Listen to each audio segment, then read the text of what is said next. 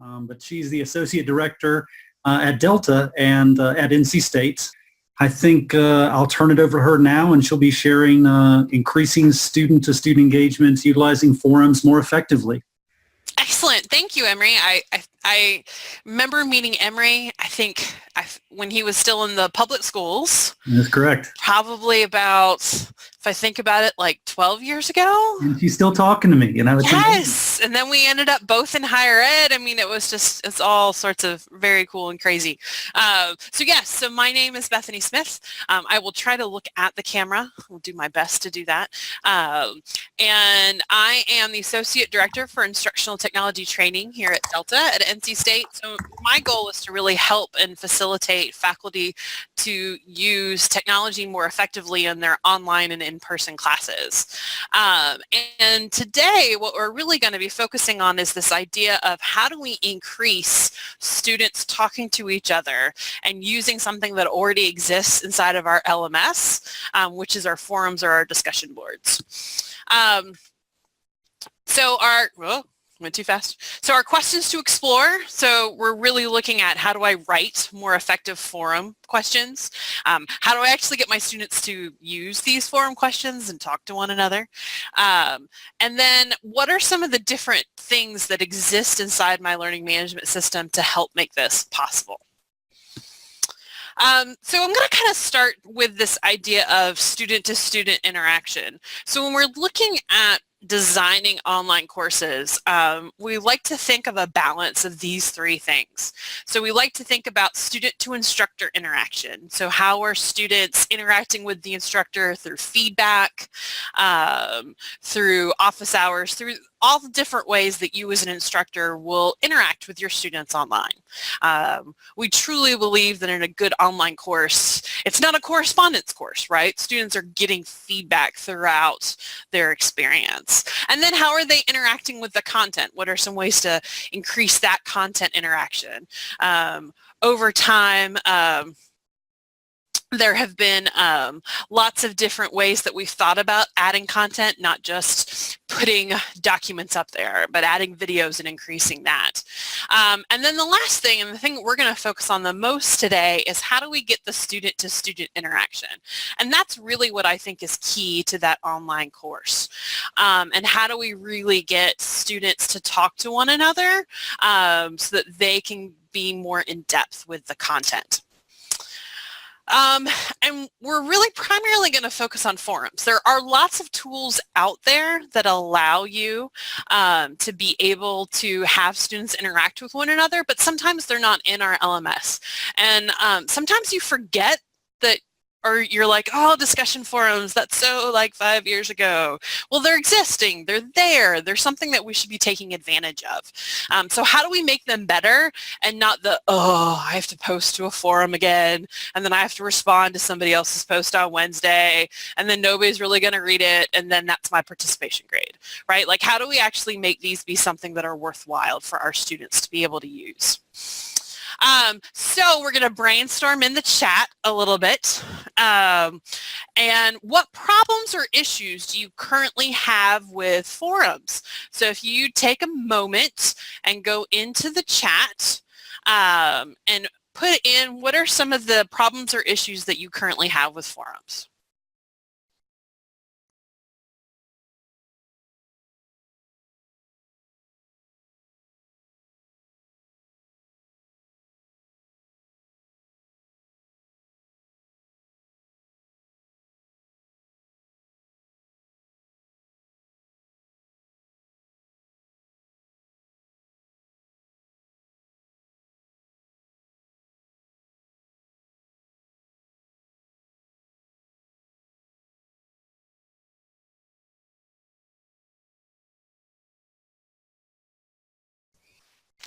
All right, so these are amazing because these are all the things that I'm actually going to talk about today. So thank you very much for putting in all the right things.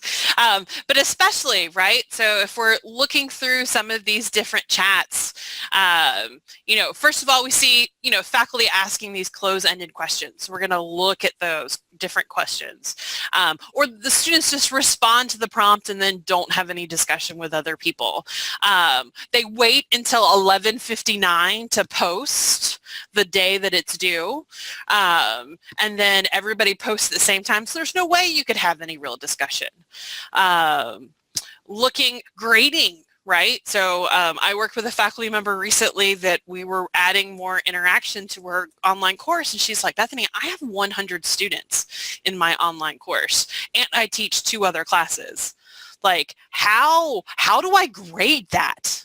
Right? Like, what does that look like? And so that was a really interesting discussion we got to have about value and grading and time and some of the different things we did with that. Students don't like them, right? So they've gotten a bad rap from students, and they're just like, oh, why do I have to be able to do this? Like, what are some of the different things that are required to be able to do these things? Hard to provide that individual feedback to them, not a lot of depth in them, and some students just don't post anything. And then I think Mark brings up a good thing, like as a student, I don't like forums because I feel I miss out on those discussions that would have taken place in the classroom. And that's really that's everything we're going to be talking about today. And I'm also going to talk about how maybe you should be using discussion forums in your in-person classroom, just in case you do teach in person. Because one of the things that I started discovering is that as a extroverted teacher, I do 2 things that I always have to work on. One is giving enough wait time to my students when I ask questions and do discussions. And 2, I always seem to interact really well with that front row or that front group of people, but not as much with the back row and my introverts and my quiet people. And when I started using tools like discussion forums in my in-person class, everybody got an opportunity to participate. And I think that's one of those things that we'll start to talk about, is how do we get that equal participation and that feeling of real discussions. So, and you kind of answered this question, like, what's the worst thing that can happen in a forum? And to me, the worst thing that can happen in the forum is for the student to say, I agree, where they just agree with everybody else and what they said. And they're like, I posted, I agreed. Or nobody posts at all, right? That really essentially is the worst thing. We've had some, people posting inappropriate things could be considered the worst thing. So sometimes too, conquering some of our fears of forums can be a little bit in that. So why do we have them? What are kind of the goals of having a forum in a course? And typically when I do a workshop like this, I'll send out a pre-survey to ask my participants, like, well, why? Why do you want to have forums in the first place? And so here are a couple different word clouds about why people in the past have wanted to have forums. Because they want to engage their students, right? They want to discuss. They want to facilitate that discussion. They want their students to have a voice. This is another one, right? So looking at concepts, sharing, I think is, one of the things about Moodle and other LMSs. The only real way that students can share their work with other students in that course by default is through a discussion forum. So a lot of times I use discussion forums in different ways that aren't even about discussion. They're really just about sharing. Douglas goes in here going, want to know what students are thinking. There are times when I teach and I'm like, I have no idea if my students have gotten this concept whatsoever. And then they reply to a forum or they write a blog post and I'm like, okay, they got it. I feel better, right? I wasn't getting that interaction until I saw them put that in their own words. And so I really think that we have great intentions with forums. We have these great ideas, but sometimes that execution just falls flat because we're trying to ask kind of the same questions that we might ask in an in-person class. And in an in-person class, the first person in the class that answers it is correct. We say, great, and then we move on. Whereas what we're really trying to do is make really good discussion questions and questions where students can add their own experiences to. So when we look about this benefit of forums, if we're going to put this much effort into it, we need to make sure it's worthwhile. So when we think about the benefit, the first thing is we're talking about building this classroom community. Wegner talks about, creating a community of practice, asking our students to be able to trust each other, come together, and have those sorts of different discussions. In my mind, this is why the best forum ever in any class is the introduction forum, because everybody loves to share the picture of themselves and to talk about themselves and where they came from and what it is that they do.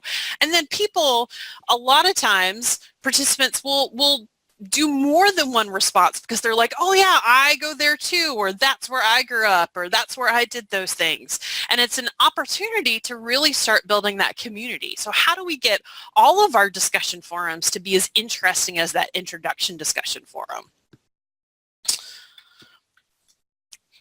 Next, it allows for that in-depth reflection. One of the things that I realized as a teacher and an instructor, and I probably should have mentioned, I teach an undergraduate instructional technology class in the College of Education. So I do actually have to do all of the things that I tell other people to do, which I think is always funny. I think one of the things that's important is how do we give our students that time to think and compose a response. Not every student is comfortable being put on the spot, whether that's in a synchronous session or if that's in person. So discussion forums really give you the opportunity to allow your students that time to reflect. And Ira Smith put in the chat a really good one. In face-to-face, forums were a great way to share work created in Google Drive with the whole class for peer workshopping. I really see that a lot of times with forums, it can be, in that way, it can almost be a great way to share their work so that they're inspired by others in their class. Also an opportunity to get feedback on that work and let them know where those sorts of different things are. Now, when you're doing an in-depth reflection, the question is going to matter so much, and we're going to talk about how that question has to be really specific so that not everybody gives you the exact same answer and reflects in the same ways. Or you need a different activity or a different question. Facilitates that learning by allowing students to view and respond to the works of others. And that's one of the things that we just mentioned, so that they could go ahead and say, hey, this is what I'm working on. And it's been interesting now that we've introduced Google Docs. A lot of times I use forums to put my pairs together or put my groups together, but then I might send them to Google Docs to do something and do different things. Ben talks about how he's replaced forums with Flipgrids. I think Flipgrids, VoiceThread are really great ways to bring video and audio into a discussion forum, to be able to do those different things. But sometimes faculty aren't really, or instructors are, especially if they have a really large class, are hesitant to try some of those other tools, but I love them. I really do. And Douglas asked a question about small group forums. Totally going to get to small groups and how you can do groups and forums, because I think that's a key to your success as well. It also develops thinking and writing skills. And what I mean by that is, yes, we can have these great discussions in person or synchronously, but asking students to use correct grammar and to be purposeful in forums can be really helpful to your students, especially when you're asking them to use academic language later on in papers or in different things. And elevating that quality of writing can be really practical. Now, some people really like doing being very informal in their forums, and that's fine as well. You just need to make sure that you're upfront with your students about those expectations that you have in your forums with those different writing. Another one that I thought was really great was allowing guest experts to come into your class. I think that's a really great benefit. At our university, we can't necessarily bring them into the Moodle itself, our learning management system. But what I've seen and what I've done before is actually ask the students to all come up with some of those questions, emailed them to a guest expert, and then added those in as different threads to be able to put those sorts of different things. And I think that's one of the things that we're starting to think of, what are some of those different ways that we can utilize forums versus just that question and answer. So now that we've kind of talked a little bit about those benefits, we're going to go more into the why. By the way, if you haven't watched Simon Sinek's video about the why, it's really extremely powerful. And so now every time I do something, I kind of think about, why am I doing this? What's the purpose of it? Am I doing it because it's a checklist thing that I have to do, or am I doing it because it actually benefits my students? So when we think about the why, the first thing that we have to come up with in discussion forums is we really have to think about these good questions that I have for my students. What does it take to write a really good question for an online discussion forum? So I might be getting at the same content that I might in a face-to-face class, but that question might need to be different in an online environment. I'm then also looking at what are those expectations that I have to make sure they're very clear to students, what it is that I'm looking at in their work, how I'm going to be evaluating that, and what makes a really good forum post. And then the last one, and some of us mentioned that with grading, is that moderating effectively. And what are some of the different ways that I can do moderation in my different kinds of classes? And that can range from your 100 to 300 person online class, moderating that, versus my 26 person graduate class, right? So what are some of those different strategies that we might have for those different environments? So we're going to start with the question, and we're going to think about what is it that makes a really good question. So I'm going to bring it back to Bloom's, because there's a lot of things, and this is Bloom's new revised taxonomy. And when I'm thinking of my questions, I'm really looking at these top, or I guess you would say almost middle three areas. Because the reason that we get the I agree issue with our questions is because we've really asked our students low-level questions to just recall information and facts. And if I've asked my students to recall information and facts, they should all have the same answer. And that's the most boring discussion forum that happens in the world, right? Because everybody has the exact same answer. And that's actually what I want, is everyone to have the same answer. That should be a quiz question. That should be an online or a document where they're writing a reflection. That should not be a discussion question. A discussion question should really be asking my students to do more in-depth thinking and using those higher order thinking skills.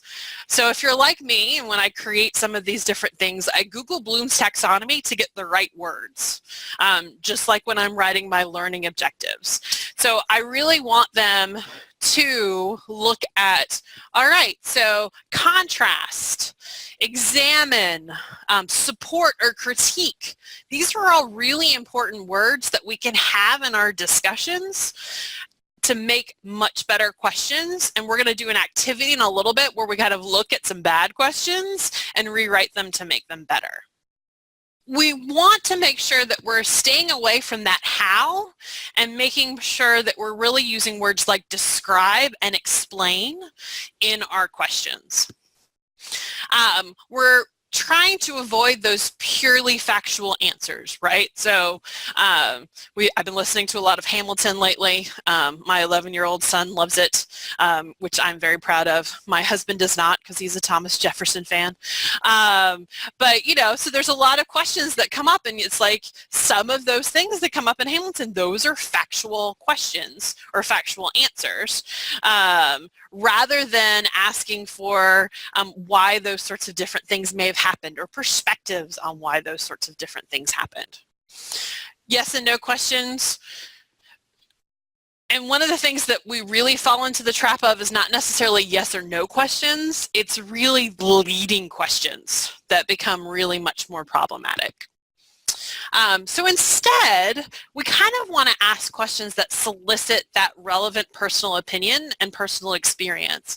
I think this is really pivotal for trying to build that community in your class, and why that introduction forum is so popular, because students are focused on themselves, but also because, and I find in our online classes in particular, we have such a wide range of students, and especially from different age groups, different ethnicities. Like, it's really much broader, and asking them to bring in that experience can be really powerful and allow them to connect to that content in a way that they wouldn't necessarily do. And they might do in an in-person class, or they might share with you their experiences in an in-person class, but soliciting those in a forum and being explicit about that, and just like Douglas said, it makes them more interesting to your students as well as to you to be able to read. You're going to ask your students to engage with other students in the class. So I've got a couple different, I've got some wordy slides. If you couldn't tell, I don't like to have lots of words on my slides, but I have lots of wordy slides because these are some example different questions that I've found, and I've got my resources at the end. But what I like about this is that, so your first response outlines those measures, and then your second response evaluates the pros and cons of other measures put in class. And I think that's a really great way to build on this idea of what do we want that first and second post to be? And if you want to have a second post, how do you give them not just reply to another student, but give them specific things that you want students to do when they respond to that student in the second post? Because that's where you get the I agree, right? So you want them to give specific instructions for the first and for that second post. We're also looking, some other ways that you can do is you can look at some ways to promote, and this is an interesting thing where this could be considered a discussion, or it could just be that sharing of different information. So asking students or prompting them to generate lists of information of data that you add in your class. So for instance, in my class, I want my students to find 3 examples of teacher websites and then talk about what they like or dislike about those examples. So before they create their teacher website, if I have 25 students in my class, they now have 75 examples of teacher websites that they can look at for inspiration, or of what to do or what not to do. If I gave them 75 websites, they're not going to go look through all of those. But because other people have brought that in and they've generated that list and information, it becomes really powerful. Some other questions that you can kind of look at is this idea of search and match, where you ask students to specifically look for something out on the internet. So this is an example of from a nutrition class. And then, and describing that where they found it on the website, which is very similar to that example of finding those teacher websites. Getting those sorts of different examples.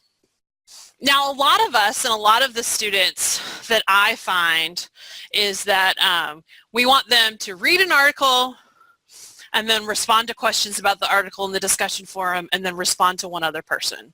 Like, that's the typical discussion forum that I see, especially in graduate classes. This is a really interesting way that you can change that question up but still get the same benefit and have a better discussion.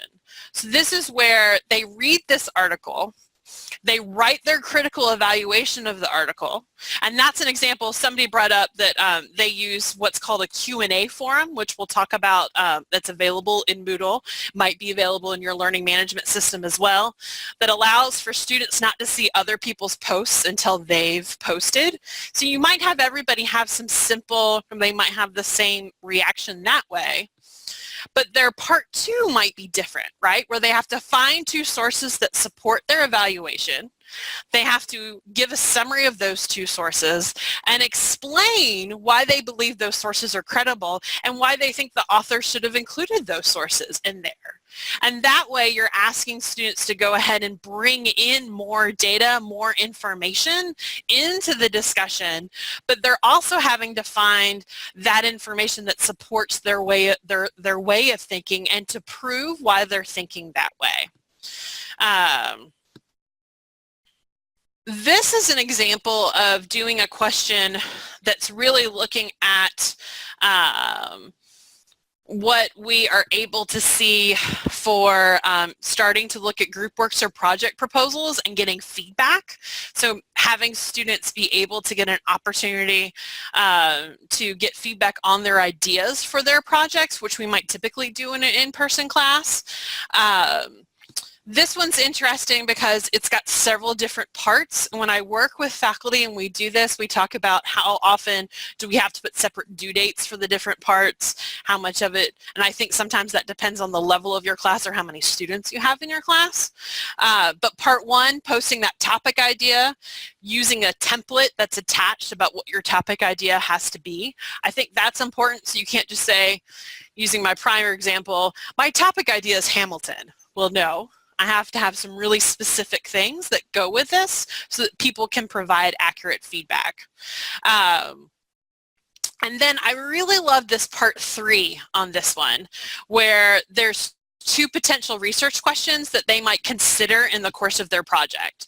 So giving them feedback that's not like, hey, you did a great job, this is an awesome proposal, but saying, oh, have you thought of these 2 things for your project, or giving 2 additional things to do. And this is where I'm talking about giving people and giving your students more information or more instructions on how to give that response instead of it just being a generic response. Now, you might have an issue with that. Choose a classmate who does not already have multiple responses so that everyone receives a peer response. We'll talk a little bit later about sometimes that works, sometimes it doesn't. Sometimes you'll have to go through and give partner people up or do groups. Doug brought in there that there's an example of example responses, and I think that's really pivotal too, showing students what it is that you want out of this discussion. Now, this is my favorite one. This is the pro-con debate question. So so sometimes students don't like soliciting their opinion in a discussion forum because they're worried that it will not be the opinion that the professor wants them to discuss, or not the opinion that is right, and the professor is looking for a very specific opinion. But in a pro-con debate, this isn't my opinion. This is the opinion that I have been forced to take, so I must debate in that opinion. So when we do something, and I think somebody brought up earlier, I think it was Fiona, about different scenarios where there's no right or wrong answer. Debates are perfect for this because the debates, and I do a very structured debate. This is an example of me actually using the choice activity in Moodle to have students select a side so that once one side fills up, they have to use the other side. At the end, I'll show you an example of this new tool we've added called the group choice activity. And I really love doing the structured debate inside of a forum and the freeness of that, to the point that I've actually, in some of my in-person classes, I've started to use, they have to do the pre-work before we do the debate in class in Moodle, where they come up and we have separate groups, and they have to come up with their opening statement in the group together, and that's a separate forum that they can only see, and then they're together in the big forum forum doing their actual debate, and then they have separate in the end to do their closing remarks. And it's a very powerful, it's a lot of work, so I only put in one a semester, but it's really powerful, and I like it for when I choose controversial topics. So in my class, we talk about digital natives, and I always find it interesting because they're 18 and they don't consider themselves to be digital natives, but everybody else considers them to be digital natives. So we have this really interesting debate, but then they all think that their students will be digital natives. And so I want them to come to the concept of that it's not age, it's experience. There are other factors that come into it. There's the digital divide, and those all grow out of this debate. Whereas if we just read the article about digital natives, they'd be like, I don't agree with you. Of course they exist, and move on. And this works out really, really well. And then I think, yep, this is the last one I'm going to talk about, is giving student question options. And so this is an example of, I had students, they had to watch these 2 videos, and then they got to choose the question they wanted to answer. So I gave them 4 different questions, and they didn't necessarily have to all answer the same question. And that really worked well because they could go through, and at first I thought that they all answered the top question because it was on the top and that's the one that other people's did. So I started to, in subsequent years, I moved the order in what I put those different questions into it. But it was really nice because even if students had, and this kind of goes to the smaller group forums, even if students had some of the same impact or the same answers, it broke it up into different things that I was looking at within the different videos. And so that can be an option too, where you have different questions about the same topic. So we've talked a little bit about ways that we can rewrite some questions. What are some of the different things we're looking for in questions? So now I'm going to give you homework. I'm going to give you a little activity to do, where we're going to look at how can we write some better questions.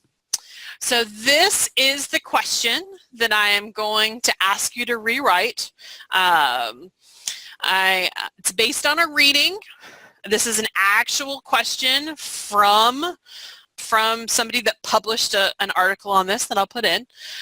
So I want you to think about why, and I'm asking you a leading question. Why is this a bad question? But I want you to think about this question.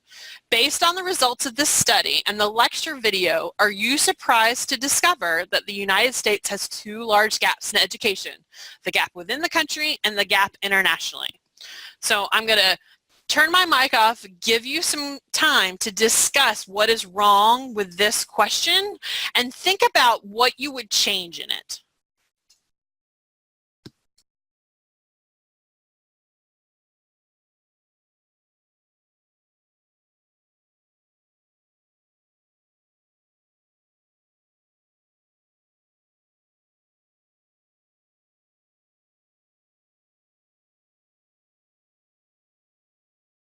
All right, so you guys are spot on with the idea of the this yes, no, this leading. So really think about what would you change about this question. I'm starting to see a couple in there.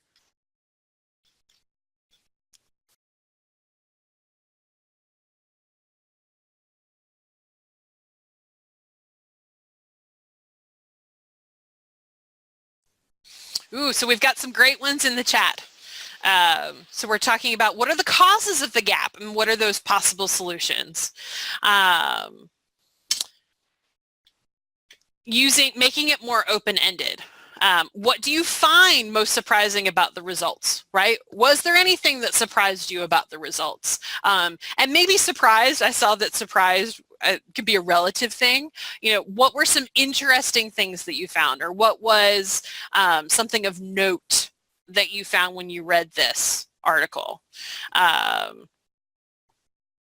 What if we could pick up on the gaps? What are those 2 large gaps? How do we compare those gaps? Ooh, I like Carol's. What voices weren't heard? What sources might be missing? This could also be a really good question where you could bring in find other sources that support this data, or find other sources that talk about these gaps or that explain more about the reasoning behind these gaps. Right, exactly. Nadine talks about, why do you think that? Support your response. Can you compare it with your own personal experiences? Perfect. Right? So connecting that can be really, really positive and be really, really powerful in rewriting this question. Here's another one, right? So looking at some of the different readings based on, and then this one looks at, based on the lecture videos, do you feel progressive political reforms have gone too far, or do they still have an important place in 21st century education? Based on the required readings, do you feel progressive philosophy should still play a role in the 21st century education? And I agreed, Fiona. I think we all need to build a class together. So we've got some awesome things. Doug brings in some great things about separate questions. I'm going to turn my mic off so I don't talk and give you guys a chance to think, give you some processing time.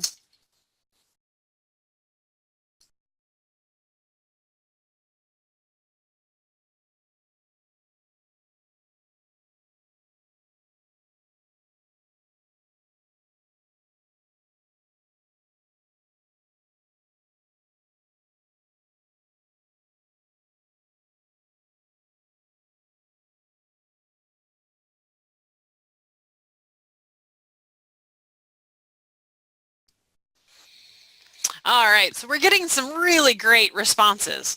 So part of it, these are yes, no questions, close-ended, but I really like how you started thinking about this. And in fact, there was a question or a response that came back that Ira Smith gave for almost our last question. Why should we care? What can be done about this problem? I think those are really great things to solicit opinions from your students. Although I do agree, somebody said later on, make sure that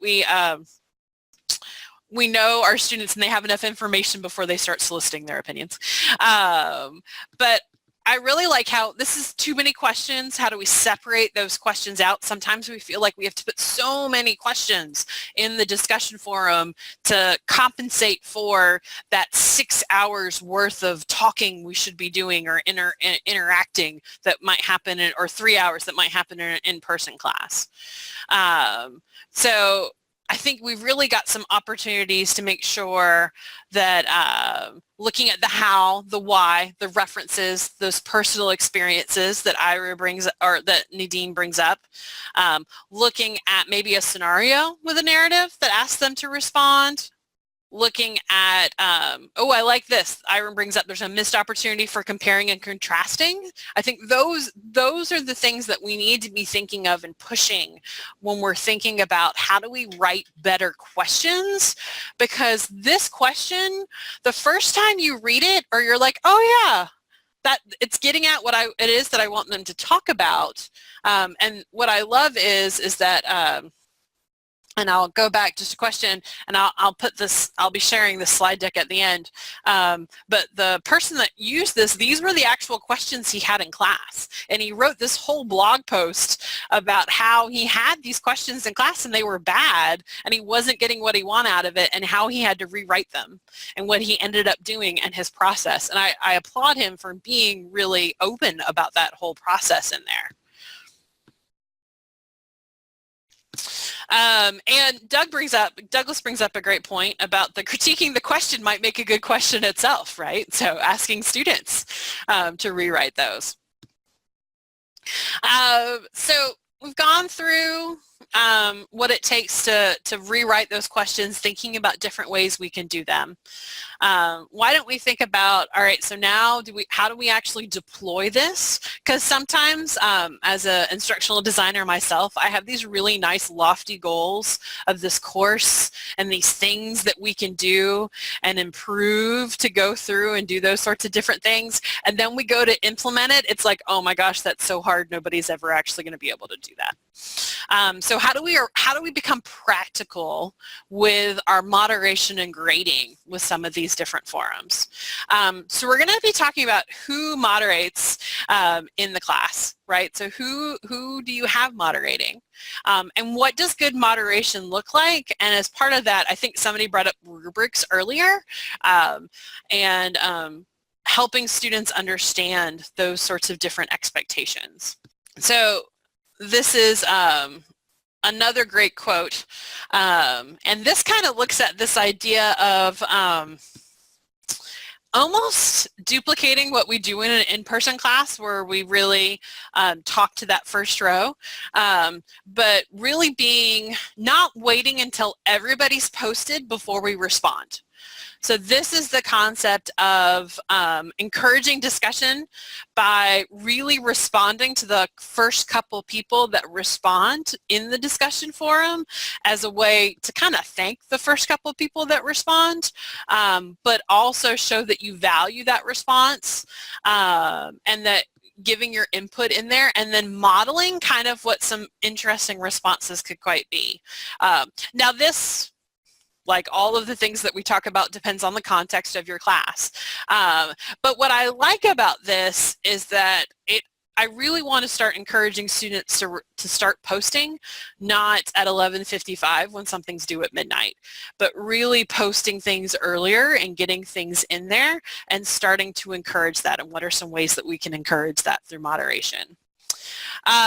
Sometimes that also allows us an opportunity to refocus that discussion, when especially it could veer off track, or possibly doing a devil's advocate, providing an alternative viewpoint, making sure that we're supportive of what it is that students have done, and putting that in there. But one of the things that we're talking about is this is really intense, right? So if I have 100 students and I try to do this a lot, that's taking up a lot of my time.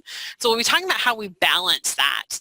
But this can be really key so that your students know that you are actually listening, that you are actually engaged, that this is not just, you're not also waiting for those deadlines.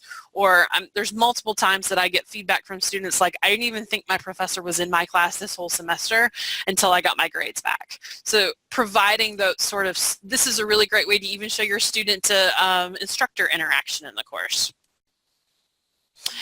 Douglas brings up, seems like this could be a good opportunity for gamification. Absolutely. Is there a way to reward the first person that posts in a forum? That could be kind of cool. Typically, we ask students to respond. I think we've talked a lot about what are some of those different things in that response, but we can also do that through moderation. So it doesn't necessarily have to be all in that beginning question. It could also be once you've started to see people's opinions in a discussion forum, been like, oh, Emery, that was a really good point. Rachel, your point earlier brought to mind something like this. What is it that you think Emery's trying to get at with this, right? So really, because that's what I would do in an in-person class. So using that moderation to put in some of those sorts of different things and to respond to people in that way. So, and this is another wordy text, which slide. So I'll give you a moment to read it a little bit.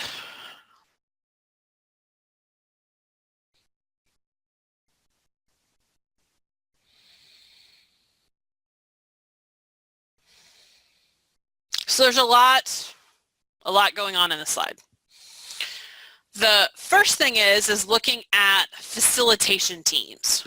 So I've seen this work really well in graduate classes, but I really think it could work well in undergraduate classes as well, where you give maybe the question or the article to the facilitation team the week before, and they have to start prepping for that week. And they're responsible for all the stuff I said in the last two slides, for saying, oh, connecting Emery and Rachel's discussion together, for putting these sorts of different pieces together and guiding that. And you're still as an instructor in there, right? This doesn't mean that you're absolved of all moderation. But this means that they have to catch it and stay on top of it a little bit more, and then you can kind of swoop in a little bit more, which I kind of like. And then the other part that comes to this is that pairing reticent students with stronger or more experienced learners. Well, how do you know that, right? Like how do you know that? Some of the different things that I always recommend that you do a getting to know you survey with your students at the beginning of the semester. And including in that survey, is this your first online class? Have you encouraged a lot of the different things that you might use in your class? Have you done discussion boards before? How comfortable do you feel with technology? How comfortable do you feel with sharing your opinion on certain things? You'd be surprised at what students are willing to kind of share for those different things. And a lot of times that's where I pair my stronger technology students or my students that have done an online course before with my students that haven't, so that they have a partner in that, so that they feel more comfortable. And every semester it's different, right, in terms of what my students kind of go through.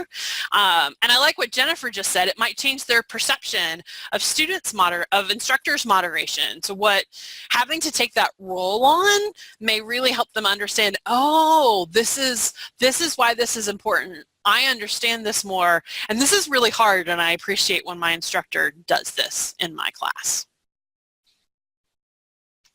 I'm going to start getting into, since I know App State is Moodle, I'm going to talk about a couple Moodle things, but I know not everyone is Moodle. But in some of your different places, you might have the ability to do this. One of the things that you can do in Moodle, or when you're thinking about how you moderate or grade, is there's a couple different ways that we can do it. One of them is to look at this idea of ratings and allowing students to rate each other. Now, that doesn't mean that they're actually grading each other. Doesn't mean that that has to go in the grade book, but that means that they can rate each other. Now, I've had classes where if I asked them to rate each other, they would just give everyone a 5 out of 5 and we would be done. So you do have to talk to them about this, right? Like what it takes. There's almost like a little rubric that kind of comes from this. But I like this idea of changing the roles with permissions to rate to include students so that they could rate each other. And then I always give my students a grade based on how effectively I felt they rated other students. And that seems to work a little bit more. But the rating, especially if you have a large class, can be an interesting way to go through that. So that roles with permissions to rate can be overridden, at least in our Moodle, by an instructor. I would not mess with permissions unless I sat down with an instructional technology person to make sure I was overriding the right permissions. But it can be an interesting way to add some different things in there. Also with ratings, you can kind of change the way that you do ratings. So for example, a lot of people do average of ratings. I used to always do it out of maximum points of 100, but in my Moodle, I have to scroll all the way down to the bottom to get 100. So I started doing them out of 5, so it would be a really quick like drop down to 5 or drop down to 10 to be able to do that thing. Nikki, yes, the rating can be anonymous to the students or not. There's some different visibility things. But I started working with a professor that they had 100 to 150 students a semester. And one of the things that they wanted to do was they actually did sum of ratings, and then it was out of 10 points, and then the first post got 5 points, and then the second post was worth 5 points, and that allowed that if they never really did the second post, they only got 5 points. And because sometimes if you use the average of ratings and they don't ever do the subsequent posts, they still get a good grade, if that makes sense. Because one of the things that we were trying to figure out is how do I do some of those different grading things. So really think about when you're grading, and this is using the Moodle forum and grading in the forum itself, which I find is a great way to give quick feedback. It doesn't really do a lot for, in Moodle, being able to use a rubric. I know in Blackboard you can have a rubric attached to a forum that you can actually grade in the rubric to do those things. So sometimes you might have to have a separate grading column where you give them that specific feedback that might be in a rubric. Another thing that Moodle has is that it does have something called activity completion. And I find this to be extremely helpful in helping students know whether or not they have done what it is that they have to do to get full credit, right? So being explicit in those things. And activity completion in Moodle you can do a couple different things depending on how you have it set up and depending on what type of forum type you have. So you could require that they both post discussions or replies. So you could change that to 2 so that they must either post a discussion or a reply, and there has to be 2 of them because you expect to see 2 posts. Or if you're doing a typical Moodle forum, you could do they must create 1 discussion and they must create 1 reply and check both of those boxes. Then in activity completion on their main Moodle page, it's not going to really have their, it's not going to automatically check for them until both of those things have done. Now, do I wish we had separate dates for those things in activity completion? Yes, but they don't. They only have the final date in there. So a lot of times I do see that people do so the activity completion is not going to check it off, Fiona, until they've finished the final step. So I have had to put things in my calendar to say when the first thing is due and when the second part is due.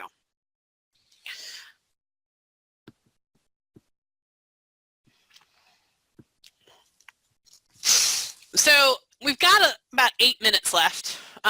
Talking a little bit about some other strategies, and I put this in my other strategies just because some of these are a little bit more interesting. And so one of them is providing that practice during the orientation period. It is amazing to me the number of students that don't understand what a good forum post is because they've never done a good one before. And giving them an opportunity to really practice that, and not just in the introduction forum where they're getting used to how the tool works or how to add images or how to do something, but really giving them a practice forum that looks at all the things that you're looking for in your rubrics so that you can provide that feedback in a low stakes environment is really crucial, I think, because they've never really had it be expected of them before. Because they've possibly only seen bad forums in the past. Earlier we talked about this using smaller discussion groups of 4 or 5 students. So this is using group mode inside of Moodle. And if you use separate groups, it does a cool thing.